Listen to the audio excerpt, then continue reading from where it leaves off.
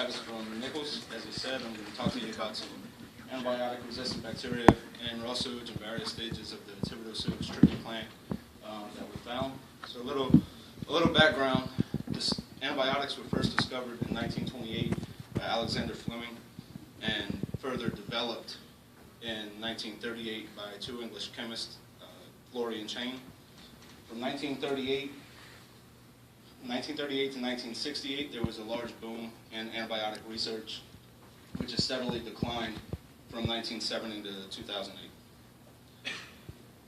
So bacteria can become resistant by several different ways. They can have spontaneous mutations, induced mutations. They can use transduction, conjugation, or genetic transformation. So now, as a natural consequence of appropriate or inappropriate use, an example of inappropriate use would be using non-prescribed antibiotics, or there's reports of prisoners or inmates in the prison system using antibiotic lotions as hair gel and lip balm. So the resistance has become a worldwide problem, and bacteria can also be intrinsically resistant, or they can acquire resistance by some type of mutation. The bacteria can use 4 different mechanisms to be resistant. Alter target sites. They can decrease the permeability of the cell wall. They can use bypass, or they can secrete an enzyme into the environment that would inactivate the antibiotic before it could reach the bacterial cell. And there are several examples of bacteria that have become resistant to different antibiotics. It's estimated that each person in the world releases approximately 320 liters of waste per day. That waste includes bacteria and antibiotics from their body, and this waste ultimately reaches the sewage treatment plant. Sewage treatment plants most often are designed in a 3-phase treatment system with a primary phase, secondary phase, and tertiary phase.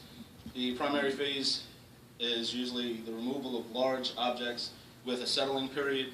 The secondary phase is an active microbial decomposition, which uses activation of the bacteria by the addition of oxygen into the environment.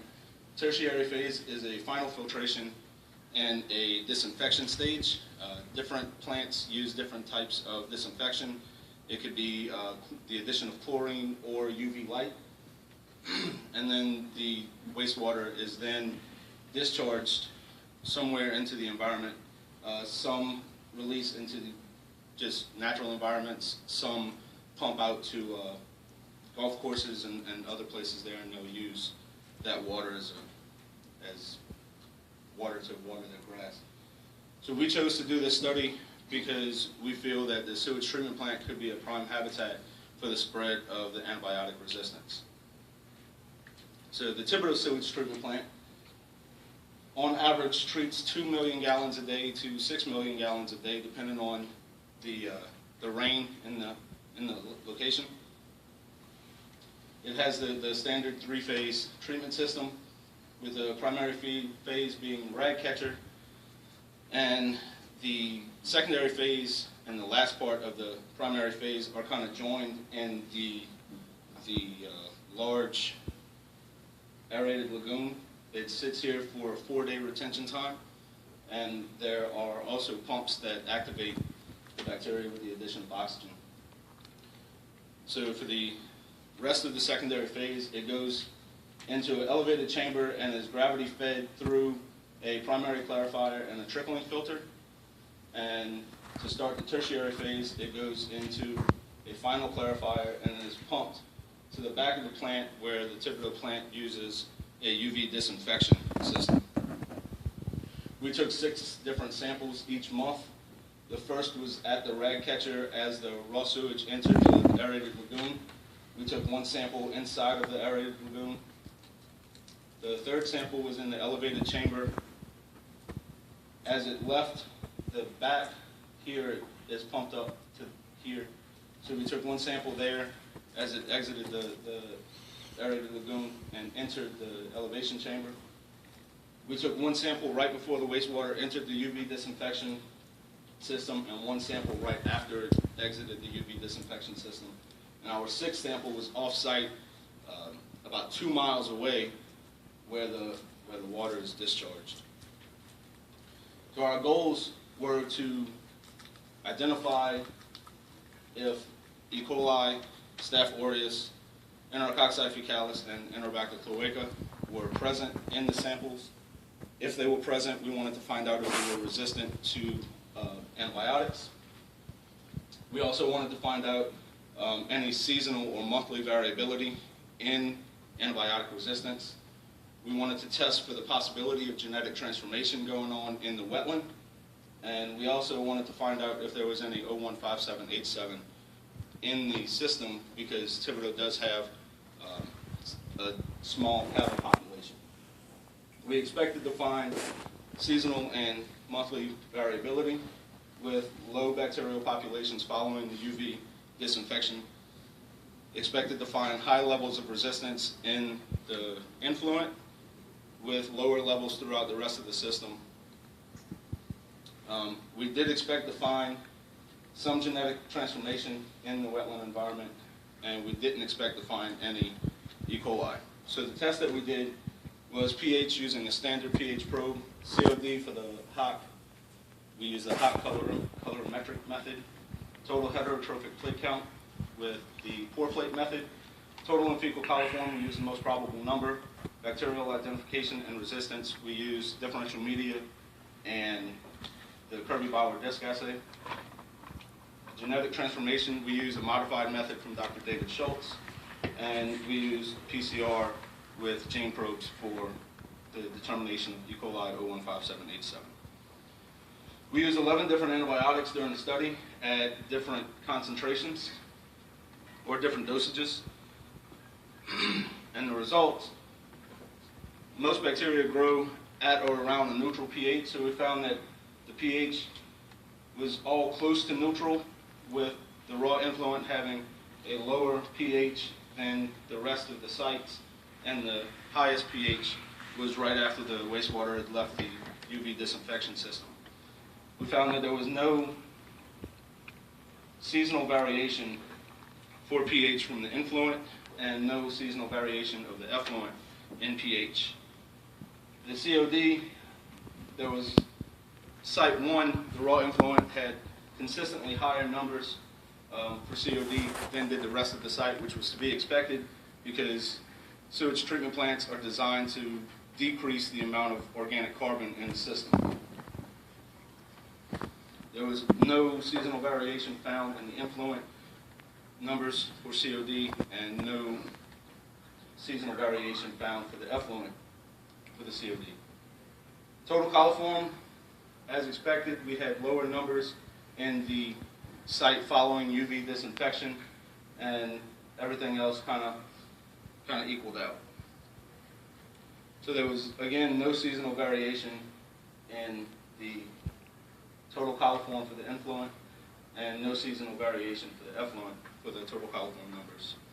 Fecal coliform followed the same trend as total coliform.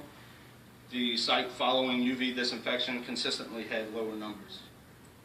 Again, no seasonal variation in influent numbers and no seasonal variation in effluent numbers. The plate count varied month to month, but there was no statistical difference found in the numbers obtained. And again, there was no seasonal variation in the numbers for the influent and no seasonal variation for the effluent. So E. coli was found consistently in each sampling site over the duration of the study. Staph aureus was also found consistently in each site over the duration of the study. Enterococci faecalis was found often, but it was most often found in the warmer months. So it wasn't really found in the cooler months, which is kind of normal for this bug. Enterobacter cloaca was another one that was found consistently over the study duration. Resistance varied for each bacteria for each month. So this is the first month that we took samples and tested. So you can see there's no intercocci fecalis in the beginning of the cooler months. And this was the last month that we took samples and tested. And here it's a warm month, so the intercocci fecalis is present. And just that the antibiotics that the bacteria came back resistant to varied each month. We did find some genetic transformation going on in the wetland, and through our method, we consistently got 2 antibiotics that the bugs came back resistant to. So this is a known strain of Staph aureus that is sensitive to all 11 antibiotics, and this is after 24 hours of growth after the method. So E. coli, we used PCR to determine if E. coli 015787 was present. We used the 16S rRNA sequence to validate that E. coli was present, and we used the Shiga-like toxin 2 gene to determine if E. coli 015787 was present. This is a positive control, and so there's no E. coli 015787 in the site. And we tested during 2 different warm months because of the increased rainfall and more activity from the cattle. So I'd like to thank my committee, the micro prep room for helping make some media, the department head, Dr. Quentin Fontenot, Paige O'Malley, a fellow graduate student, and Louisiana Board of Regents for our funding. Any questions?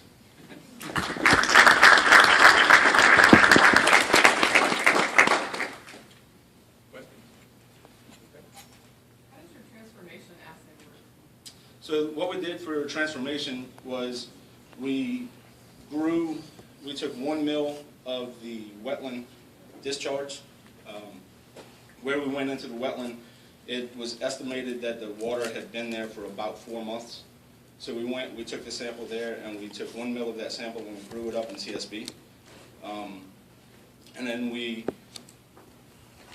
exposed it to a sodium lauryl sulfate solution, and we put it in a heat bath for about an hour or so.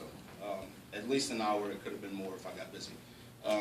So that was supposed to kill the bacteria, and the detergent is supposed to lyse the cells.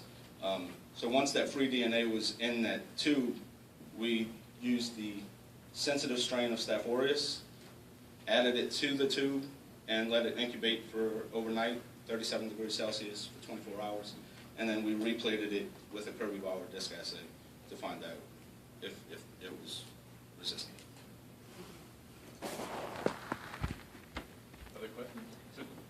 Did you check E. coli or Enterobacter for transformation of antibiotic resistance? We didn't use, or we didn't identify any bacteria during the transformation process. We just tried to determine if resistance or if transformation was occurring. So it's, whatever bacteria decided to transform that month. We didn't identify any specifics. Other questions? Well, if not, thank you very much.